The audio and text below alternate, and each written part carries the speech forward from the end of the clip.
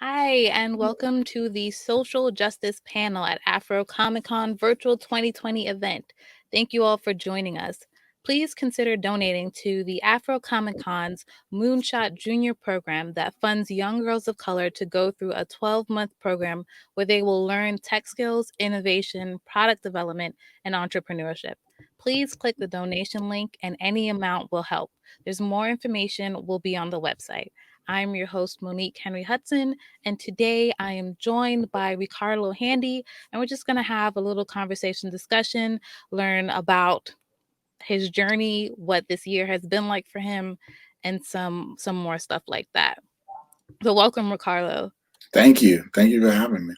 Yes. So just starting off the bat, like I was doing my research and my Googles about you, and IMDb said that you started working in the film industry at the age of 14. Can you tell us how you got started at such a young age?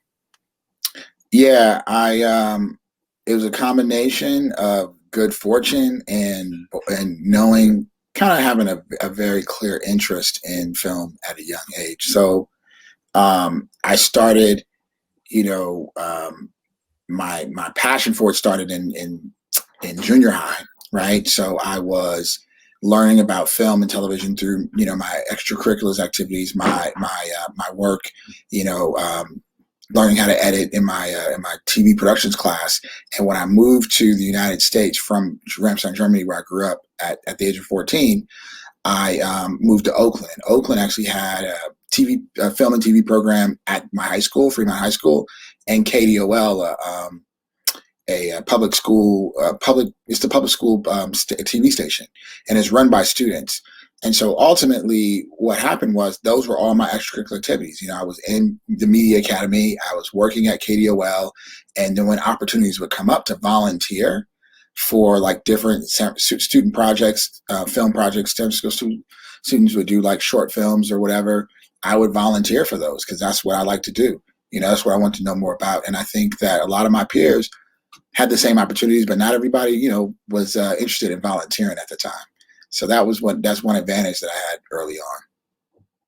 I think it's important that you talk about like how significant volunteering is too, because a lot of times people may, not take an opportunity because it's something that is volunteer. They're not really, I guess, gaining any monetary thing from it. So I think it's dope that you share that. So we like fast forward a couple years, and around the age of 18, you were working on music videos, directing, and stuff like that. What was that experience like? Oh, I went on mute. So it was awesome. I mean, so my first kind of big moment was, I met a bunch of producers and production managers when I was like 14, going on 15, working at the Oakland Film Commissioner's office. So back in the day, when you wanted to get a film permit, you would go to the Oakland Film Commissioner's office and actually fill out a piece of paper and actually give it to a person. And so I met a lot of people at that office, and one of them was producing music videos. Woman named Rachel Curl, who now produces commercials and does a bunch of stuff, but she brought me onto the set of E40's Sprinkle Me video as an intern.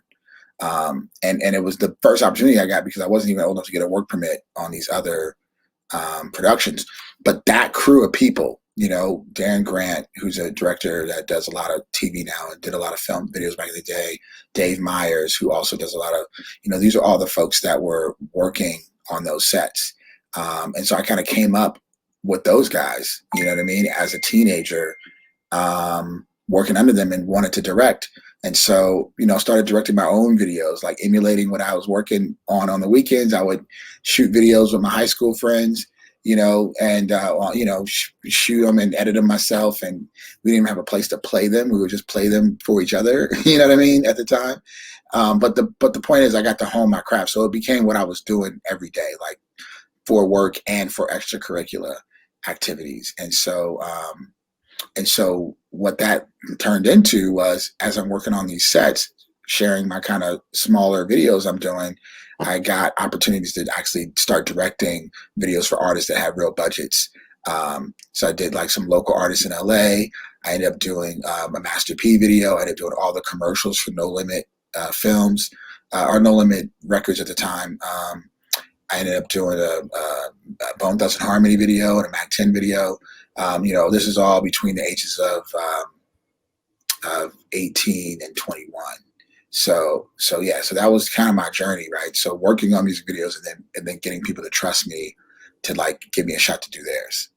And was this the equivalent to like your college experience, or did you also go to like a film school or some sort of trade program during this time? So no, I never went to film school. So what actually happened is when I was 17, I graduated high school, and I was gonna go to San Francisco State Film School, and I got in to San Francisco State, and that was going to be my plan. But at the same time, I'd already been working. By that time, I was ADing, I was doing my own videos, like I was making, actually pretty decent money, like working in production, and so the company I've been working for, the same woman that I met when I was 14, right, was like, hey, we're about to do this movie. It was Dave Meyers' first movie he directed called Foolish for Master P. And that was my crew, right? You got Dave Meyers, Master P, Jeff Flanagan, who now runs all of Kevin Hart's business, but started Cold Black. Like we all worked for this one company, Shooting Star Pictures. So many people came from that one company. And they were like, yo, we're doing this movie in LA. So I came to LA to do this movie for like 2 months. And then I was going to go back to film school, but it just didn't make sense. I was already working. And most of the people that I was working on my level or below were like film school graduates. They were like 24, 25, they just finished film school and they were like on their first set. And I'm like, yeah, I've been doing this for 5 years already. So I just stayed in LA and I've been here ever since. No, that's really cool. I feel like sometimes we hear stories of that and it's just kind of like, well, it makes sense because those people were like granted opportunities from, just like maybe parents' connections and what have you. So it's pretty dope to just hear that, like the things that you were doing as a teenager, how it just connected everything. Well, the one thing I'll say about that I think is really, really important that I've seen consistently throughout, no matter who you are in the business, it's all about trust, right? People will give you the more opportunities, the more you trust them. And a lot of times, especially young folk today, they want the money, they want the opportunity, and no one trusts them to do anything. I don't know you, I just met you. How do you build that trust with someone? Now, volunteering is one way. There may be other ways to do that. But building a relationship where someone has the ability to give you opportunity, trust you, is the key to everything. You know what I mean? Because and then maintaining that relationship, maintaining that trust, not breaking that trust, right? So I have people that I've worked with from when I was a teenager that I still work with today because they know if I ask RiKarlo to do A, B, and C, and he says he could do A, B, and C gonna get done. And so even if you're a production assistant, if you're just getting coffee, that's really what you're building. And too often people are like, nah, look at my IG. I do this, give me a shot, pay me $1 million. Yeah. And it's like, well, I don't know you. That's how it works. So you were doing your music video work and then you made a pivot into editing TV shows. How did you make that transition? So essentially, I was doing music videos and that business ended. It died like Napster. I mean, it ended up coming back later, but like in like 99, 2000, 2001, music video budgets were on par with large film budgets. It was a big deal. And then that literally went to zero. So I was working for No Limit Films and P closed the company. Man, it was just like, now what, right? So I literally had a friend of a friend, and honestly, I didn't even know what money was in television, and reality TV had just become a thing. And so I remember like literally just telling my friend I needed a job, and that editing was the skill I've always had. And he's known that I edited my own videos or edited the commercials and things like that. And so he was like, well, you can maybe cut the teases for this Fox show that we're doing. And it was dope. I mean, like literally, like I got that job, but it was also off of the relationship that I had, with a friend socially that turned into a job. Um, and I basically did that TV show. And fortunately for me, this must have been 2002, maybe 2001, something like that. Um, because right before that, I went back home to Oakland. I was like, I guess the LA thing didn't work out, and I came right back, and I was doing casting, and I was just doing jobs just to kind of pay my bills that month. But then the editing really took off because I did this one show called My Big Phenomenal Fiance. It was my first television show for Fox, and that show ended up being a really big show that year. I mean, I think we had like 55 million viewers in our finale, right? Wow. And so I was like one of 6 editors mentioned in this Variety article talking about the project, and there was tons of reality happening at that time. We had did the first season of Paradise Hotel, and people were just looking for people with that kind of experience. So I literally legit since that day, I've never had to look for work again. Nice. So, okay, talking about looking for work, in June of this year, you posted in a Facebook group that you were looking for an editor, right? Specifically, a Black union editor. And Mhm. can you recount this story for some of our viewers that may be unaware of this? Yeah. So essentially, in this business, it's just a very normal thing for people to text or call someone that they know has a certain profession or a certain area of experience. So I get requests all the time like, hey, I'm looking for an editor for this. Do you know anybody? That's just a very common thing. And someone specifically was like, man, I'm at this union house. We do trailers. And, I guess can't find any Black union editors because they want to diversify. They want more Black folks over here. But a lot of the people that are union, we're not finding that are Black. And so I was like, you know what? And I actually looked at my phone and I was like, man, I probably know like 6 myself and they're all working. You know what I mean? And I just joined the union or have been in the union for a few years, but like it wasn't really a thing, especially because reality TV, you don't have a lot of union editors for a while. Now there's more, but for a long time it wasn't a thing. So all of that to say, um, I put this post on Facebook in a bunch of private groups that are for editors sharing, about jobs. But I specifically, put what I put. Just I'm looking for Black union editors, so I can send a bunch of phone numbers to a friend of mine. Um, and the post went viral. First, it went viral in the chat, right? So this is a group called I Need an Editor with 14,000 members that are all industry people. So I mean, you have the head of post at Netflix in there. You have the head of post at OWN. You have people in the union in there, but you also have a lot of editors that work on a lot of shows that and so the chat became very uncomfortable to read through because there was a lot of white folks in the chat basically saying this is reverse racism, and people were being very brash with their comments. I mean, somebody put a buckwheat meme in there. Somebody was like, this is reverse racism. And this one dude wrote like a whole manifesto, like white people need to rise up against this anti-white racism, right? Mhm. And so honestly, I still didn't think it was going to be like as big as it got, because what happened at that point, it was like maybe 1,000 comments within 3 hours, which is still crazy for a Yes. Facebook. And I was getting phone calls from people about my post. They're like, yo, your post is going crazy. Like, boom, boom. And then my friend that works at Netflix, she was like, yo, we at Netflix having a meeting right now talking about your post. Right. And so just in the first 3 hours, that's what was going on. Like, because specifically, I have a lot of friends, people that know me. I mean, I've been editing for over 20 years in the business, been an executive, etc. So I know a lot of people. And so they were in there like, nah, I know RiKarlo, it's all good. Like, he has good intentions and blah, blah, blah. So then about 8 o'clock that night, I got a LinkedIn message from CNN. And it was a woman asking me, was I behind this post, and had a Twitter link in it. Now, what I didn't know that had happened, that someone took screenshots of the Facebook post, and her name was Nicole French, and a bunch of people took screenshots. Like, she wasn't the only one, but she's a lawyer and her husband's an editor.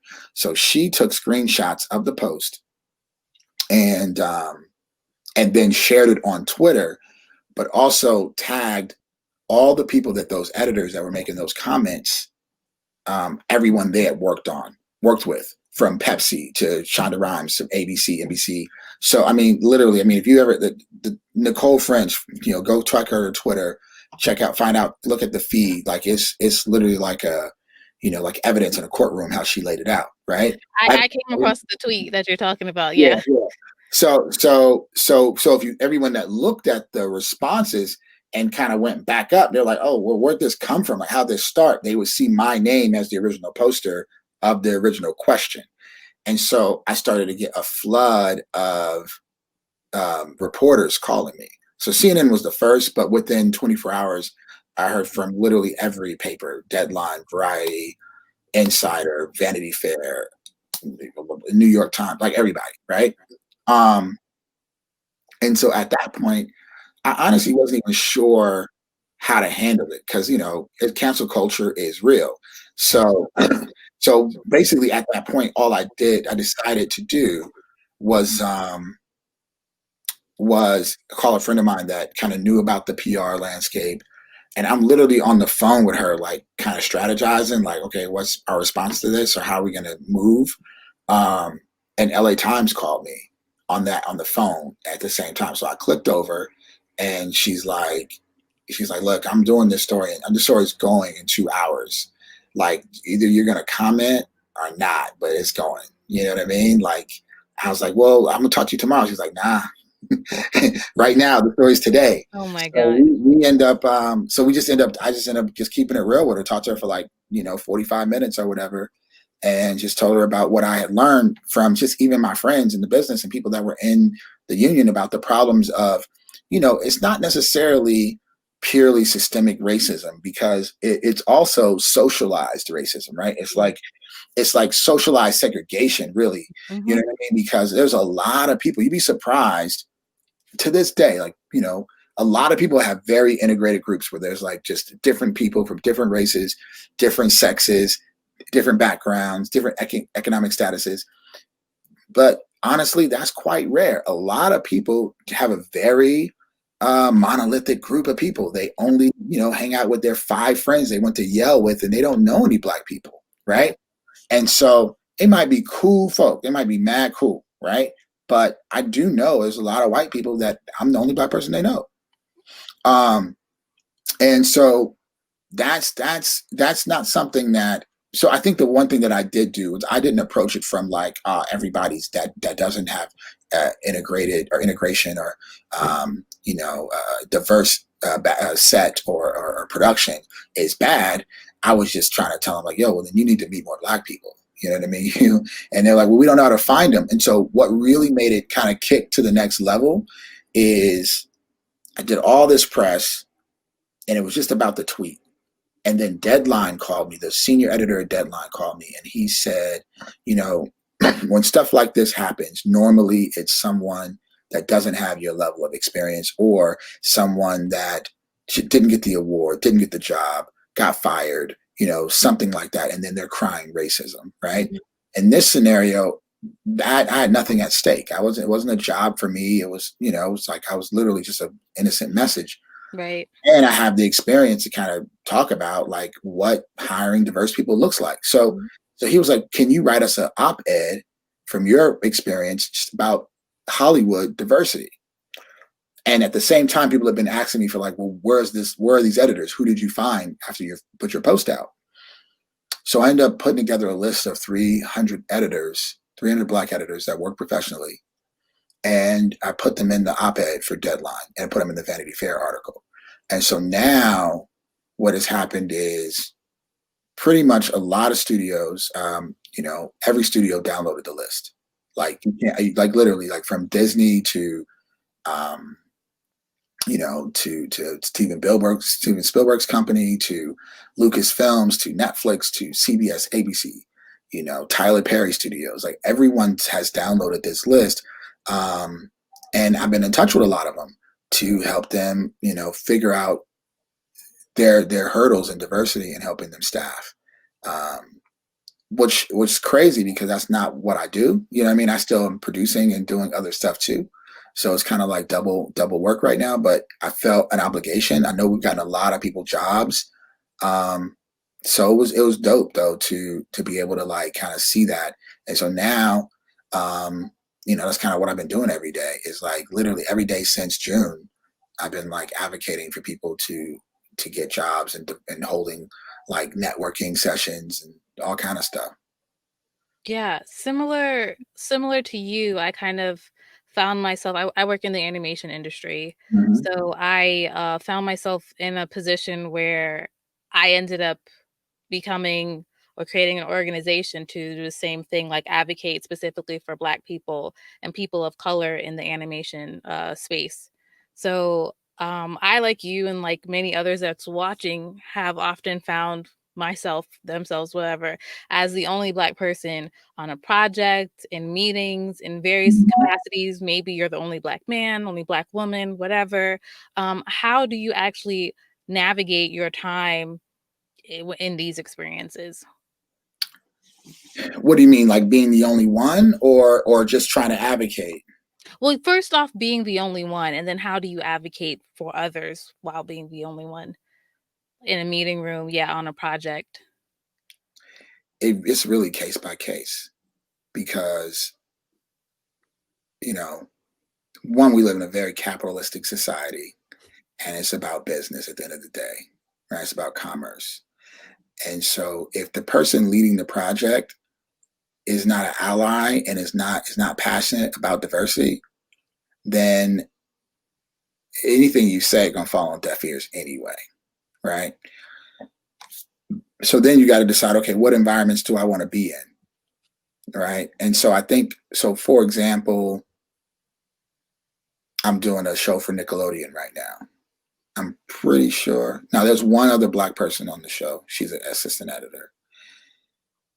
But it's funny because they actually have a lot of Black kids on the show now. You know what I mean? Like they see what's up, and Yeah. it's and Yep. they're like trying to diversify. But like it's also not the space, right? To be like, yo, we need more Black people in the production because they already shot it. We're in post and it's got to be done in 2 weeks, right? But what I can do is what I'm doing, which is like, hey, your company, we should talk about what we're doing and how we can help you for your next project, right? Because this is, how it should be. So I think that's one key factor, right? You don't want to do things that don't make financial sense. So we have to get ahead of things. We got to talk to people before they start crewing up. We can't complain about stuff that's already in place, right? Um, so that's one thing. The other thing is that you know I do speak up though. Like okay, so like I work on shows where there's one Black character and I'm the only Black editor, and the Black character is being shown, in a negative light or in a stereotypical light, and I speak on it. Like I did. I remember I did Paradise. No, I did Paradise Hotel for Fox. And I don't think that show didn't last, but we did the full season, but it didn't get renewed. But there's only one Black girl in there that came by herself. You know what I mean? Um, and and the interesting thing is I also did Love Island this season. I don't know if you follow Love Island, but a Black couple won this year, Yeah, right? I've heard. And Yeah. and so here's the key difference, right? I worked on both of those shows, and I can tell you for a fact. So on I spoke up on some situations in that first one, right? But also there was really no one for the sister to match with, right? It was a bunch of like white dudes, really, or dudes that like white girls, right? And she's in there by herself, the only Black girl available. You know what I mean? So like it just didn't really make sense, right? She was gonna get eliminated first. And so she immediately turned up and was like just kind of raging against the system. And they really, end up cutting her stereotypically. And we were able to, I was able to mitigate that as much as I could. But yeah, it's just a simple, obvious nuance, right? So then in Love Island versus Love Island, they actually had Black people that wanted to hook up with Black people on both sides, right? And lo and behold, the Black couple found each other, won the whole show, and it was all good. And not saying that other couples didn't have a chance, But because they were even probably tighter because they were the only two, they were like, well, it's just me and you in here. Let's make it happen. You know what I mean? They teamed up. That's a really good story on that show.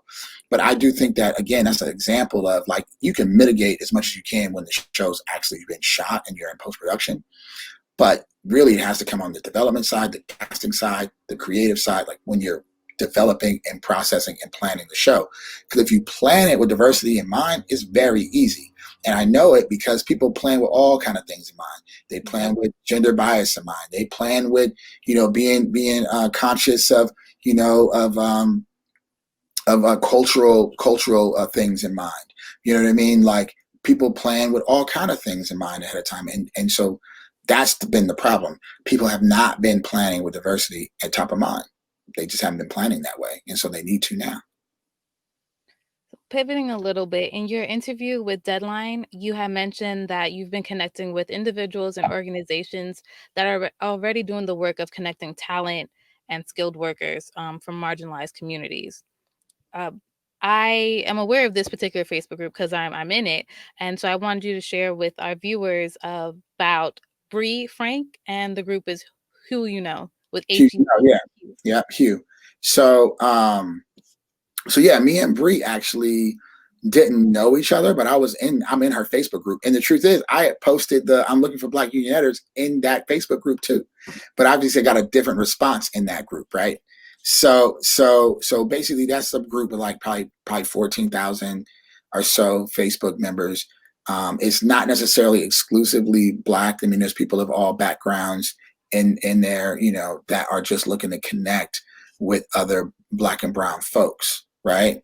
That are working production mainly. Like, it's not necessarily focused on post-production like I am, but it's mainly focused on production. And Bree runs unscripted unscripted for Hello Sunshine, which is Drew Barrymore's company, I believe. But Okay. either way, yeah, she's dope. And so she's been doing this for a while. She's been doing events but also hitting the same walls that I'm seeing are there now, which is nobody really wants to pay for diversity. They're like, yeah, it sounds good, but how much does it cost? And so that's really what we're all navigating now. It's like, how do we make sure that that we can get everything we need from everyone we need without spending our own money and spending our own wills to do it. Like, people need to come to the table and partner with us. So I will say, if anyone's listening to this or watching this that's connected to or themselves are in a position, these organizations that are advocating, not only need grants, need financing to continue this work, because we're all just individuals that have been put in a position to where we have a ear, but we also need financial power to make some of these things happen. So fortunately, I have been able to partner with the Urban League and do some training programs, do some job placement things. But again, to scale, we need studios to come to the table, we need networks to come to the table, and we need, foundations to come to the table that are dedicated to advocating for inclusion. Okay, so twofold. You're ready to jump in the gun on my questions. Can you why do you think it's important to be partnering with other organizations as opposed to, or maybe not as opposed to, but as well as creating your own initiatives? Well, I mean, it's 7 billion people on the planet. I mean, you ain't gonna get nothing done that's significant by yourself. I mean, I think that there's a lot of ego involved with all these things, where people are like, well, I'm the leader of this thing or whatever. And I don't have that at all. Like, I literally was like, it's funny, when this first happened, the reason I even started my program and started talking to the Urban League about that, there was nothing for post-production. So there was a lot of things that existed, but there was nothing for post-production that I could share at the time, right? There is an organization called Ujima, but initially it was like a private Facebook group, and we couldn't figure out. I couldn't figure, how could I put that in an article to tell people to go to this private Facebook group? You know what I mean? And so now they have a public facing thing, but like at the time there was really no public facing situation. So that's really. But I think that, like Voltron, all of this is just a piece of a larger puzzle. And if we have, my little piece and somebody else's little piece, it all comes together, then it becomes something that has a lasting impact. If it's just like somebody off in their own little corner doing their own little thing separate from everybody else, it's just never as impactful as partnerships. So I just also wanted to take the opportunity to remind those that may be joining us a little bit late that this is the social justice panel or discussion that we're having for Afro Comic Con. And like I said, you had jumped the gun a little bit, but can you elaborate more about your partnership with the Urban League and what does that mean? Yeah, so the Urban League has already been, again, they've been doing this work for 100 years, right? Advocating for African Americans workers. And so, but they have a LA chapter that's specifically focused around Hollywood. And so they have a backstage program where they were training people to work on sets and in production. And obviously COVID hit, and they couldn't really place people on like live show productions, things like that anymore.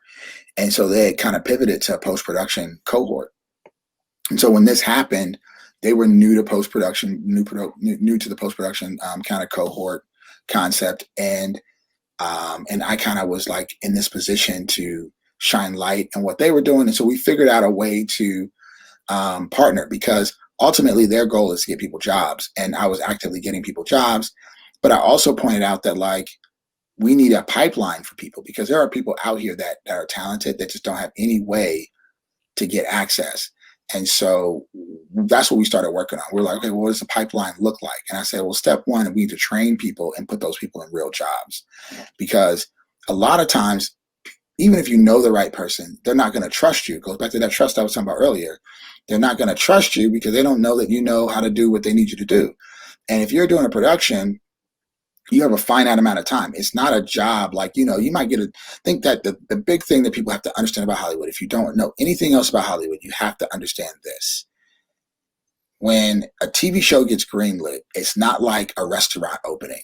You go to a restaurant, they train you on their menu, they train you how they want everything to go, and then you have a trial period, and then now you're working, and you're technically working that job forever, right? Until you don't have that job anymore. A TV show is like building a house or building a project that's short term. So when a TV show gets greenlit, the network gives the production company the money, they give them a due date, and that's it, right? There's no guarantee that you'll ever do that show again. You only have those 8 weeks, 6 weeks, 10 weeks, whatever it is, to do the show and deliver it to the network. And so you don't have time to train people. So what I'm telling everyone in Hollywood is you have to invest into the training to have the result you want to have, which is more people having more opportunities. You're not going to be able to do that if you're just hoping people are going to come to you ready made, because the truth is film school doesn't necessarily prepare you to work on a reality show, or doesn't prepare you to work on a set.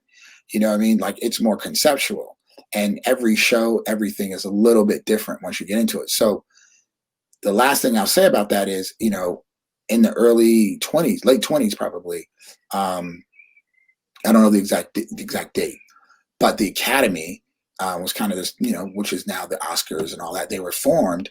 And one of the first things they did was they were like, yo, we need to start a film school, because how are we going to have more filmmakers if we don't create them some kind of way? So they actually seeded USC Film School, right? Which is why it's one of the most prominent film schools, because it's one of the oldest.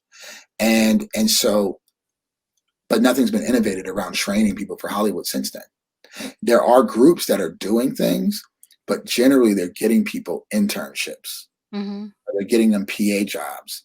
And it's hard to take your intern and then trust them to put the camera in their hand if they don't have any training, right? You're not going to be the guy that gets you coffee unless, well, there are some examples, right? People put their cousins on.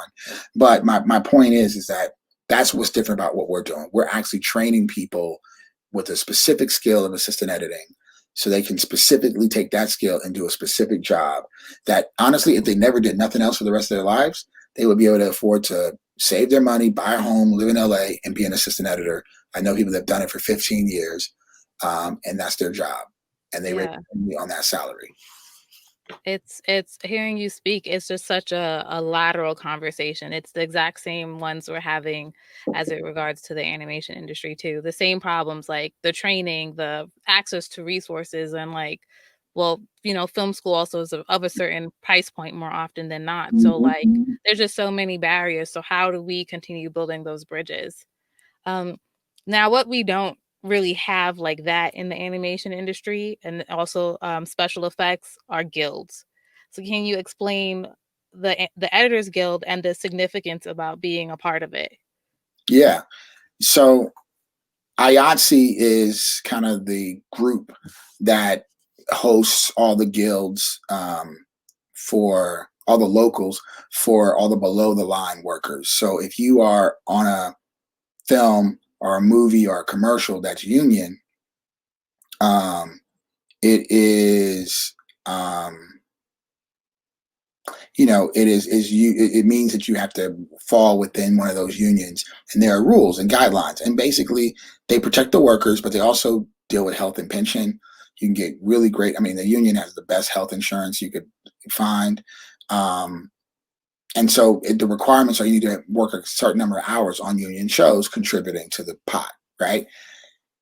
So getting in though is very, kind of a mystery to some people. Like I didn't even know, and all the people know about a lot of times is like, well, there's a fee to join, and they have to be on a certain show to join. Um, and so, what do I get back for that fee, right? So I'll give you a good example. Like if you're on a union show and you're working and you qualify for the health insurance, my insurance for a family of four is like $50 a month for like the best kind of insurance you could have. You know what I mean? Amazing. So paying $1,200 a year to the union to get that is worth it, right? Like financially.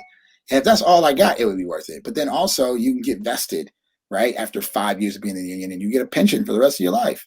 Dope, right? So these are the things that people don't actually tell you. And a lot of times you just hear like, oh, you got to be union and you got to get on the show or whatever. So so all that to say, Local 700 is a unique union because you can be in the union, but not necessarily only work on union shows because a lot of editorial is non-union, and a lot of animation, a lot of this stuff is non-union. But if you're working and you want to pay the fees, you can join. The only thing you won't get is you'll pay into a pension, but you only get the health benefits if you've been working on a union show. Hmm. Now, doing another pivot, what is Sunwise Media? So in 2018, roughly 2017, probably, I left Bounce TV, where I was the head of original programming, and started my own company called Sunwise Media. And we started out mainly focused on um, syndicated television. So I was doing specials and then distributing them myself. Like the closest thing I would kind of equate it to is kind of a Byron Allen business model. If you're familiar with him, he syndicates a lot of weekend late night shows. Uh, Okay. and that just means we would own the content and we would own the commercial inventory. So our revenue didn't come from the production; it came from the commercials, much like a network works.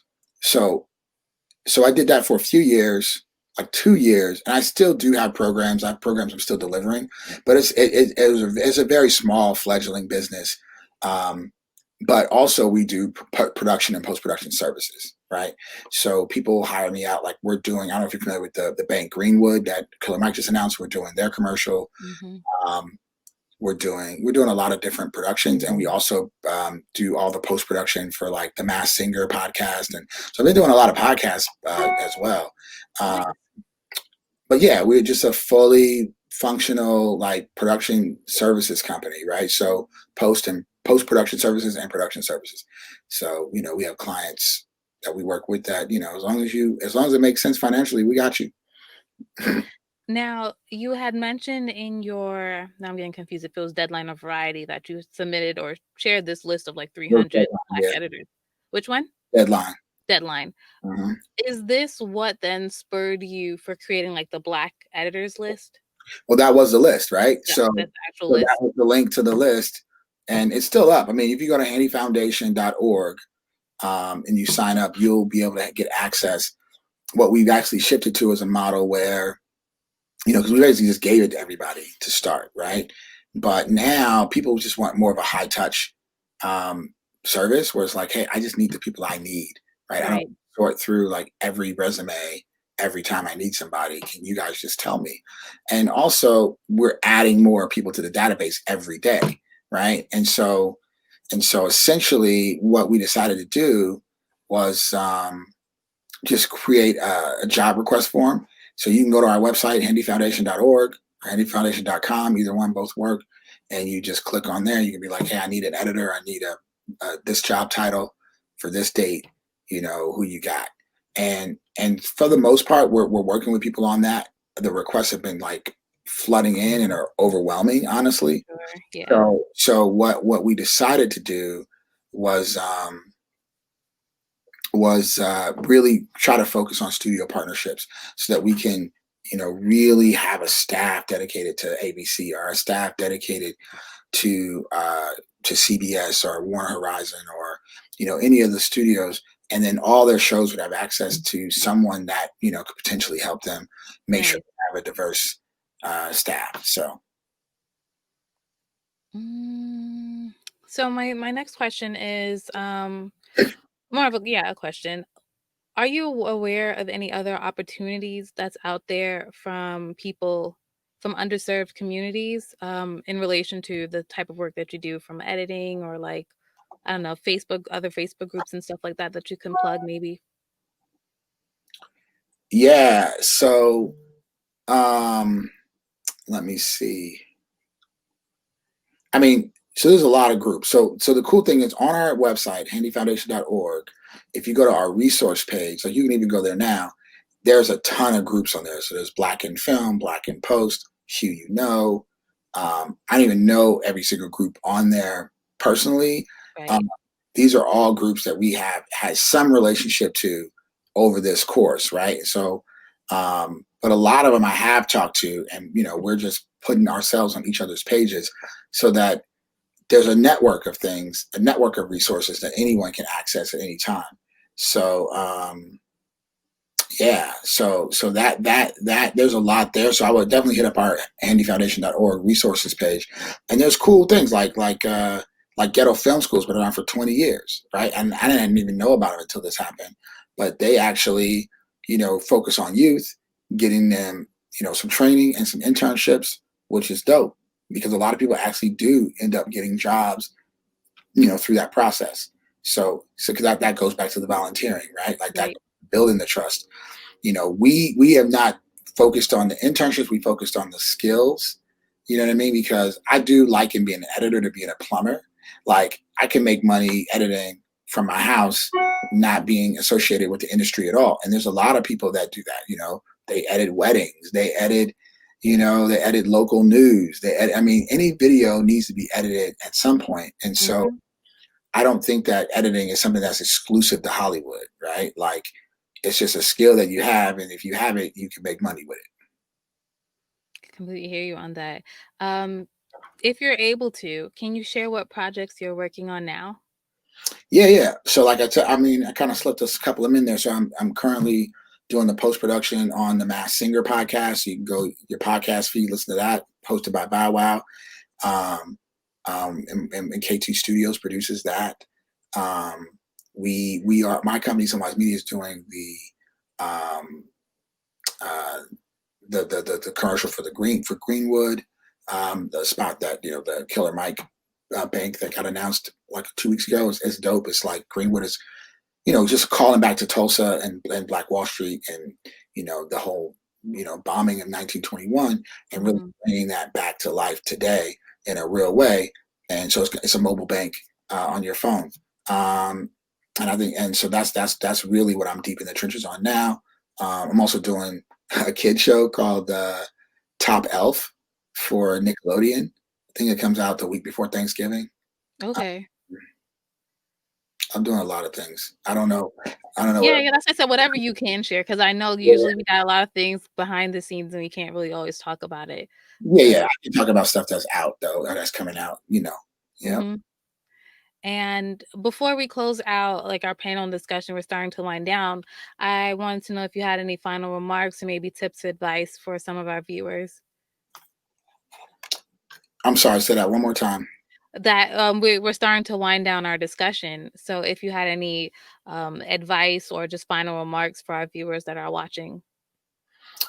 Yeah, I mean, so you know, I kind of would put everyone listening in a few categories, right? Like either you're just curious or you're interested in being in the business. Like, I would say if you are someone that desires to follow the path of like being in Hollywood or working in Hollywood, the main advice I would give is get a skill, right? And there's a lot of different skills. If you want to be a producer, learn how to line produce, learn how to build budgets, learn how to build presentations. Get known and get like acclimated with being someone that people can trust to do that. If you want to be on the creative side, make sure you're learning about writing and workshops about that, or you're learning about editing, or learning about operating the camera. I think a lot of times people just have ideas and they want to see those ideas made, and they think that qualifies them to be a Hollywood producer, and that's not necessarily. Ideas are important, but that's not really what makes everything function. And I think if you work on a show or work on a project in a skill set, then you'll be someone that can grow into any area of the business into an executive. Every executive, for the most part, came from some department, or they were someone's assistant. And so everyone had to learn from someone and from somewhere. No one just was like, yo, I watched this show, I'm an executive now. Let me do my show just like that. And so I think that's my biggest advice. Like, don't think you have to jump from your couch to being the executive producer of a show on HBO, right? That's not the path. I don't think anyone really taken that path. And it may seem like that because you never heard of these people until they're on TV. But it's funny. I just learned, for example, Lena Waithe, right? I didn't know this, but I worked on College Hill as an editor. Okay. Apparently, she was one of our loggers. And so somebody was just telling me, like, yeah, I just connected with, you remember Lena from that day? Yeah, she was one of our loggers. Yeah, she's doing it big now. You see her? I'm like, I didn't even know that. But like, that's just a great example, right? She's a writer that has a ton of shows and she's acting. And, you think, oh, man, this is a star. But she was logging and working on College Hill. You know what I mean? Like 2008, 12 years ago. So everyone has a path. They start somewhere. So that's the very, very key. So if you want to work in the business, then focus on working in the business first, and then, the next thing. The second thing I would say is just on the equity and inclusion piece of this is, it's everybody's job. I think that one thing we can't do is we can't attack people. We can't say you should have did this and you should have did that. I think sometimes we take our 400 years of pain and wounds and we throw it on the white person we think that's in power, that's hating on us that day. And I think that that's just not the right way to go about it. I mean, you're either going to be working with people or just don't work with them at all. You know what I mean? And if you're working with someone, then work with them and understand what they can and can't do. The most annoying thing I think that executives deal with is a lot of times people think, oh, you're in this seat, you're in this executive power, you can just make my thing happen. You can just say yes and everything would be good. And I think everyone thinks there's this place we get to, this person we reach, and we reach that person, everything's all good. But even if you're the CEO, you can get fired by the board. Even if you're the vice president, you got to answer to the CEO, right? So no matter what, there's nuances inside of everything, and try to understand those nuances and work within them. You know what I mean? I think we'll get more done that way, especially in a time now when people are highly motivated, right? It doesn't serve us to treat people in this time like it's 2 years ago when no one was listening, right? Just understand we're in a moment where there's an opening, and you don't want to close the opening by allowing people to get defensive because you came at them so harshly. So I think one of the things that I've been finding is listening and understanding where people are and what they have the ability to do and what they're interested in doing, and then operating off of that versus like just trying to beat the door down on the first conversation. All right. And to close it out, if people want to, I don't know, contact you and reach out to you, what would be the best method for them to do so? Yeah, just hit me on Instagram or Twitter. I'm at RiKarlo everywhere. So at RiKarlo, no hyphen. So yeah, that's the easiest way to reach out to me, or go to handyfoundation.org and send an email. We out here. All right. And I just want to say thank you for taking the time and for joining us today and having this conversation. Also, for our viewers, again, please consider donating to the Afro Comic Con's Moonshot Junior program that funds young girls of color to go through a 12-month program where they will learn tech skills, innovation, product development, and entrepreneurship. Check out the donation link, and any amount will help. And more information is on the website. So thank you again and enjoy the rest of Afro Comic Con. Thanks, y'all.